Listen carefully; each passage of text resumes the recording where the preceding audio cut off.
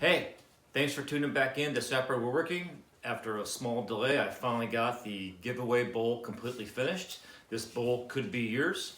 All you need to simply do to enter is be a subscriber to our channel, click the like button, and leave any comments you like down in the comments section, and you'll be entered into the prize drawing. That's going to take place on April 15th. More information is down in the description, which I would encourage you to read that. And that's all it takes. Subscribe, like, and leave a comment. And I'd encourage you to hang around and watch the rest of the video, and you can see how this was made. Appreciate it. Thanks, and have a great day. So this video starts well into the process of turning this bowl. This particular piece of cherry came out of a neighbor's tree, and I had already rough hollowed it out and had set it in a box of sawdust for almost 7 weeks to dry it out. And I've got a couple of other videos posted on how I go about taking a rough chunk of wood and drying that, so you can check those out. But now we're on to the process of finishing this bowl after it's been dried.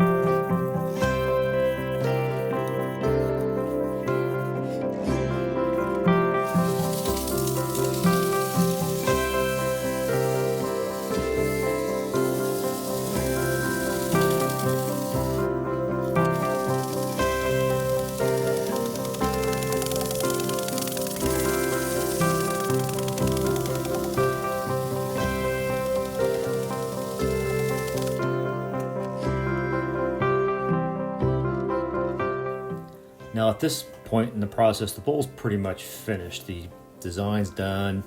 Both the inside and most of the outside have been finished and polished. But I'm putting the bowl inside of my shop-made donut chuck.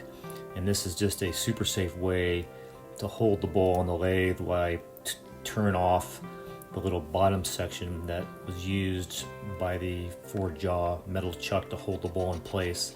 It is the bottom of the bowl. No one's really going to see it, but it is kind of unsightly to have that recess there. So I'll just turn that away, sand the bottom, and make the bottom look nice and smooth and flat.